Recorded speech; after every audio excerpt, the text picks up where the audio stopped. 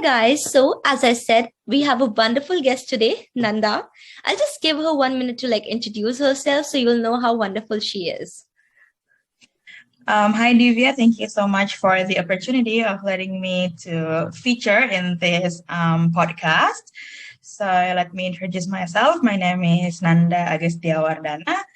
I'm 28 years old. I live in Jakarta, Indonesia. I did my education in Jakarta and my master's, that's for my bachelor's degree, and then my master's degree in Melbourne. I studied master in counseling at Monash University at the time. And then right now I'm working as a telehealth counselor in Indonesia in one of the consulting company. So in that telehealth counseling role, usually I help people to manage their stress, their anxiety, and then how to deal with just day-to-day struggles. Mostly anxiety and stress is my area. And also I have another full-time job, which is teaching. So I teach high school students. I teach psychology in IB curriculum, if that makes sense. Yeah, that's amazing. And guys, I'll just give you an insight how I found her and what was the scene. So I've always looked up to her. She did her master's from my university, and I've always seen her Instagram page oh my God, she's doing a lot. And I always wanted to approach you for a podcast, but till then my thing wasn't set up that well. But the moment it got, I was no, I have to call her. So yeah, and I could not resist myself from asking this question. You have finally done your master's in counseling, and you must be aware of the misconceptions people have when it comes to counseling. So they are counseling, you just waste your money. It's all about talking. You can just talk to your friends, to your parents, and there's nothing special. So can you just tell us a bit about counseling, what actually happens when you go to a counselor? Yeah, I think this kind of misconception happens a lot, especially in my country, in Indonesia. People think counseling as less important compared to any other medical treatment, I would say, because when you are sick, when you're struggling mentally, you don't take medicines. Actually, you talk to professionals such as counselors. People who are struggling with mental health, obviously they might need to take medicines and everything when they go to a psychiatrist or a psychologist. But then I guess in terms of early intervention or the first line intervention would be counseling. Exactly. You can go to counseling with your counselor, or in Australia, you can do counseling with your GP before going forward with whatever diagnosis or medical problems you have. Yeah. And also, again, back to the myths and misconceptions about counseling. I guess as people see it as just casual talk with someone, you will sit with someone and then you will just talk about whatever your problem is, and that person will just simply give you advice that might come from anybody. Yeah.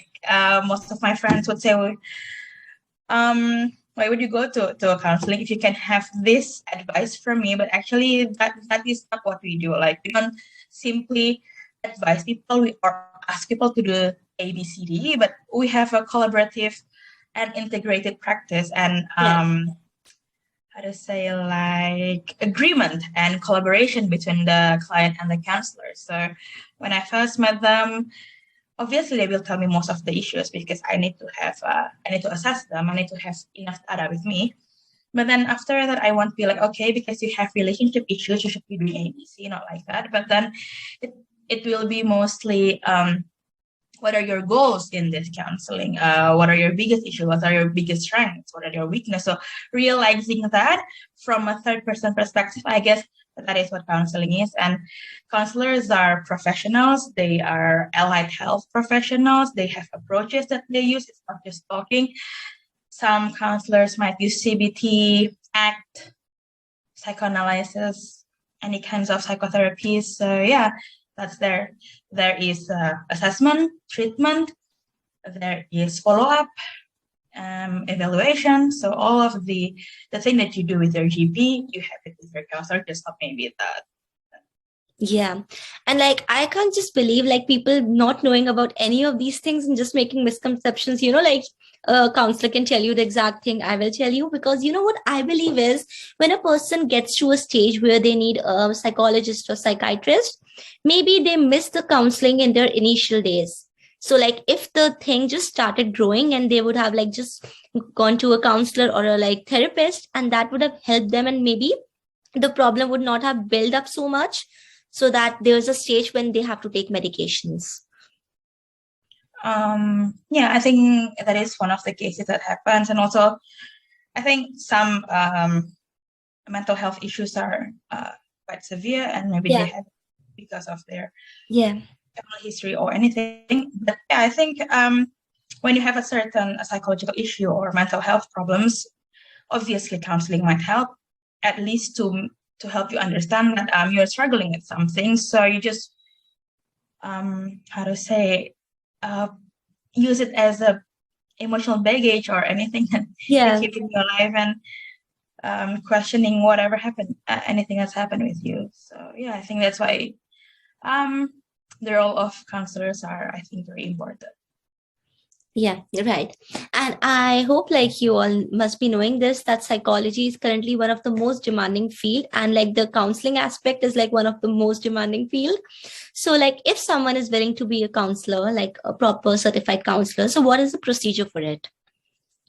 Oh, okay. So in Australia, actually, you either do the Bachelor of Psychology or counseling, and then after that you can register, I think, to the counseling board, the ACA, Australian Counselling Association, or the PACFA, Psychotherapy and Counselling Association Federation of Australia. Yeah. And also you can, like, let's say there's a variety of backgrounds of fields.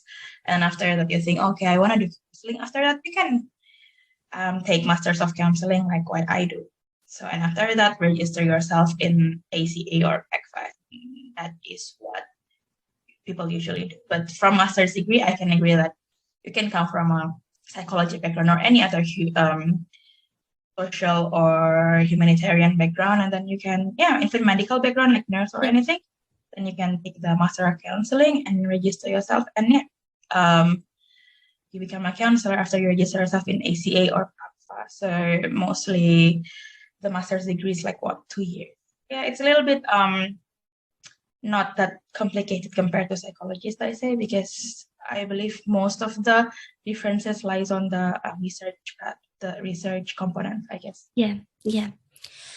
And like mostly the allied health workers, they get like helping others so much. Sometimes they like just step back when it comes to their own mental health. So like, do you have any tips or tricks like to help people when they are actually working to help others to keep their own mind and soul calm and composed? Oh yeah, even I myself, I did counseling as well, with other counselors, obviously. And yeah, just having that support is what very helpful, I think. Yeah, as a therapist or as a counselor, we don't have to like the pressure to ourselves. We can obviously do the same thing that we offer to others. So yeah, exactly. And also me time, like you do your self-care. That's why I think you need to have a very good time management, like how you put your schedules and everything, because you need to have time for yourself to just, let go of everything, because we are absorbing the energy of all kinds of people, definitely. So, exactly. Yeah, because like this is one of the biggest misconceptions that people have, that you're studying psychology, how are you facing psychological problems? And that's like if there's a like doctor, so like will he not get sick any day? So like that's so stupid, but yeah. So like people are so much into psychology and counseling that they just get into the course, but later, like after 2-3 years, they realize that there is so much more than just psychology in it, like the mathematics and everything. So like when you started your thing, does it happen with you as well? Like you were like, oh my God, it's so much more than just psychology.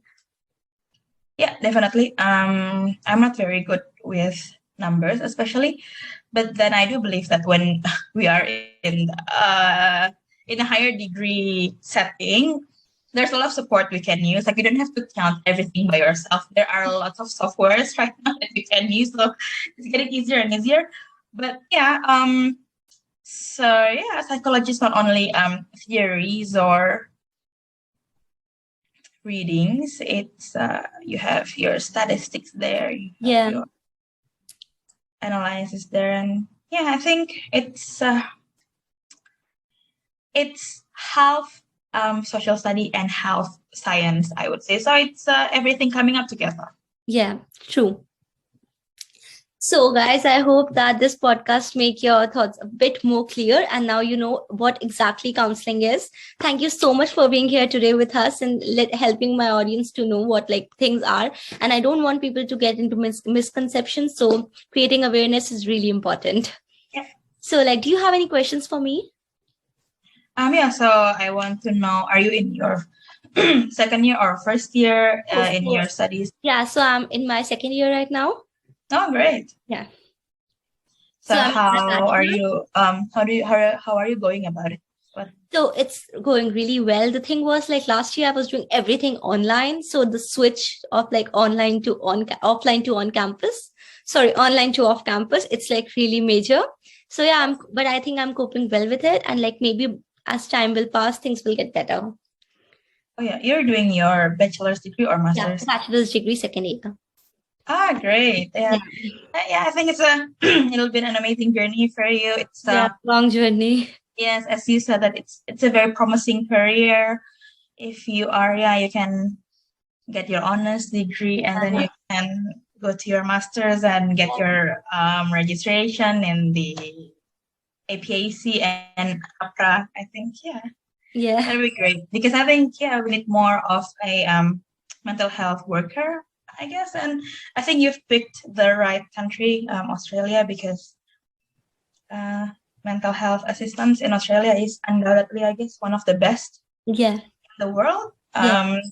They have counselors, social workers, psychologists, mental health nurse, GPs that work together. Because I do remember my internship days in which I work a lot with these professions, and they really helped me in my work, and I help them. And we work collaboratively. It's very different when you compare it to Indonesia. Sometimes I do feel like it's very hard here to have that kind of holistic assistance and approach. But I hope in the long run we are catching up there, hopefully. Yeah, soon, because like I didn't knew that you were in Indonesia, and I honestly thought that you were in Melbourne, and then I was like, it will be like an in-person thing. But, I know. But like we started soon, like someday I'll be there or you'll be here. It would be great. Yeah, hopefully. I just came back last year in August, September, kind of. So yeah, because I'm on scholarship, so they don't let me stay for a long time. Yeah. When I finish my degree, they want me to go home, and hopefully if I have time to go on holiday in Melbourne, obviously I will call you so that we can at least catch up. Yeah, sure. Thank you so much again for being here, giving me your time. Thank you so much, Divya. Have a great day ahead. Thank you. You too.